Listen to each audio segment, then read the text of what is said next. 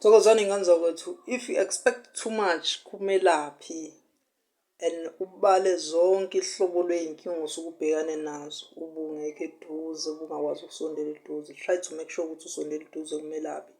Ngoba if you expect too much, uzokubalela athi imbuzi ezimbili noma izinkomo ezimbili noma u-2,000 u-4,000 malini le suke ekunikeza yona.